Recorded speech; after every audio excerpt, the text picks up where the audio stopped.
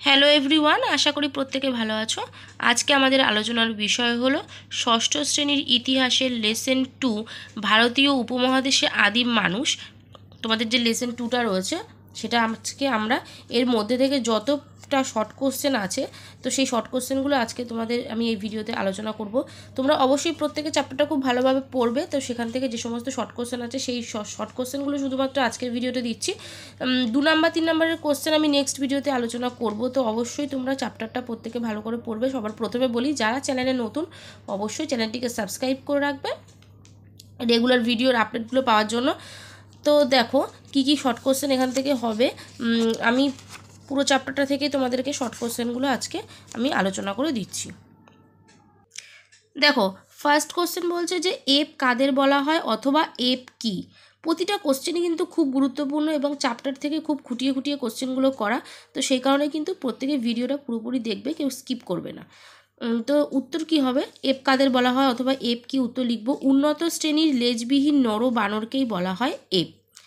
2 নম্বর প্রশ্ন বলছে পৃথিবীর প্রথম মনুষ্য প্রজাতি কোনটি? উত্তর আমরা লিখব পৃথিবীর প্রথম মনুষ্য প্রজাতি হলো এপ। নেক্সট কোশ্চেন বলেছে মানুষ কবে থেকে দাঁড়াতে শিখেছে? উত্তর লিখব আজ থেকে প্রায় 40 থেকে 30 লক্ষ বছর আগে মানুষ দাঁড়াতে শিখেছে। পরের প্রশ্ন বলছে হোমিনিড বলতে কি বোঝো? উত্তর এপ থেকে মানুষ এপ প্রজাতি থেকে পৃথক হয়ে যে পরিবার গঠন করে তাকে বলা হয় হোমিনিড। নেক্সট আছে হোমো হাবিলিস কথার অর্থ কী? উত্তর লিখব হোমো হাবিলিস কথার অর্থ হলো দক্ষ মানুষ। এই যে hominid, Homo habilis, Homo erectus এগুলো আছে না, এগুলো একটুখানি মন দিয়ে পড়বে, কারণ নামগুলো প্রায় কাছাকাছি, তো সেই কারণে ভুল হওয়ার চান্সটা থাকে। ঠিক আছে, চলে আসছি নেক্সট কোশ্চেনে। বলছে হোমো ইরেক্টাস কাদের বলা হয়? উত্তর লিখব সোজা হয়ে দাঁড়াতে পারা মানুষদের বলা হয় হোমো ইরেক্টাস। নেক্সট কোশ্চেন বলছে হোমো স্যাপিয়েন্স কথার অর্থ কী? উত্তর লিখব হোমো স্যাপিয়েন্স কথার অর্থ হচ্ছে বুদ্ধিমান মানুষ। নেক্সট, কোন প্রজাতি থেকে মানুষের উদ্ভব হয়েছে? উত্তর লিখব এপ প্রজাতি থেকে মানুষের উদ্ভব হয়েছে। পরের কোশ্চেন, কোথায় পৃথিবীর সবথেকে প্রাচীন আদিম মানুষের খোঁজ পাওয়া গেছে? উত্তর লিখব পূর্ব আফ্রিকাতে পৃথিবীর সবথেকে প্রাচীন মানুষের খোঁজ পাওয়া গেছে। নেক্সট বলেছে লক্ষ লক্ষ বছর পূর্বে আদিম মানুষ কি দিয়ে হাতিয়ার বানাতো? অ্যান্সার লিখব লক্ষ লক্ষ বছর পূর্বে আদিম মানুষ পাথর দিয়ে হাতিয়ার বানাতো। নেক্সট কোশ্চেন, পাথরের যুগকে কয় ভাগে ভাগ করা যায় ও কি কি? অ্যান্সার লিখব পাথরের যুগকে 3 ভাগে ভাগ করা যায়, যথাক্রমে হচ্ছে পুরনো পাথরের যুগ, মাঝের পাথরের যুগ, নতুন পাথরের যুগ। ঠিক আছে, এবার প্রশ্ন বলছে দাবানল কাকে বলে? অ্যান্সার লিখব বনে শুকনো গাছে ডালে ডালে ঘষা লেগে প্রাকৃতিকভাবে যে আগুন লাগে তাকে দাবানল বলে।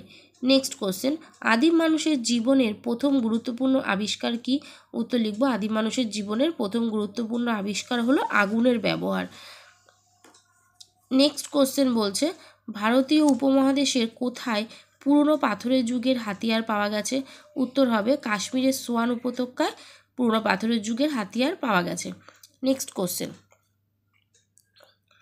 ভারতীয় উপমহাদেশের কোথায় হোমো ইরেক্টাস প্রজাতির মানুষের নিদর্শন পাওয়া গেছে? অ্যান্সার হবে কর্ণাটকের হুন্সগি উপত্যকা, রাজস্থানের দিদওয়ানা ও মহারাষ্ট্রের নেভেসাতে হোমো ইরেক্টাস প্রজাতির মানুষের নিদর্শন পাওয়া গেছে। নেক্সট কোশ্চেন বলেছে ভীমবেটকা কি? উত্তর হবে ভীমবেটকা হলো একটি গুহা, এটি মধ্যপ্রদেশের বিন্ধ্য পর্বতের নিকটে অবস্থিত।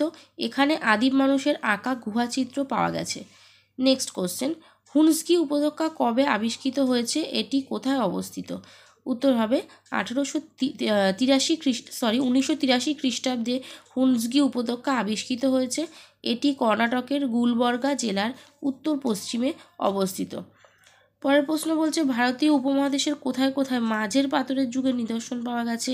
অ্যান্সার হবে ভারতীয় উপমহাদেশে উত্তরপ্রদেশের মহাদহা, মধ্যপ্রদেশের আদমগড় প্রভৃতি স্থানে মাঝের পাথরের যুগের নিদর্শন পাওয়া গেছে। নেক্সট কোশ্চেন বলেছে ভারতীয় উপমহাদেশের কোথায় পাথরের দুদিকে ধারওয়ালা ছুরি পাওয়া গেছে? অ্যান্সার হবে উত্তরপ্রদেশের সরাইনগর রাইতে। নেক্সট, ভারতীয় উপমহাদেশের কোন কোন স্থানে প্রাচীন সমাধির নিদর্শন পাওয়া গেছে? অ্যান্সার হবে উত্তরপ্রদেশের সরাইনগর রাইতে ও মহাদহাতে। নেক্সট কোশ্চেন বলেছে ভারতীয় উপমহাদেশের কোথায় শস্যদানা গুঁড়ো করার জাতা পাওয়া গেছে?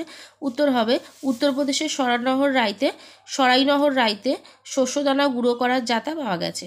নেক্সট আদিম মানুষ কোন পর্যায়ে কৃষিকাজ শেখে? উত্তর হবে নতুন পাথরের যুগের প্রথম পর্যায়ে আদিম মানুষ কৃষিকাজ শেখে। তারপরে বলেছে টেরো কি? অ্যান্সার লিখব স্পেনের আলতামিরা গুহার ছাদে আঁকা একটি ষাঁড়ের ছবি বোঝানোর জন্য এক শিশু কন্যার উচ্চারিত শব্দ হলো টেরো। নেক্সট কোশ্চেন বলছে লুসি কি?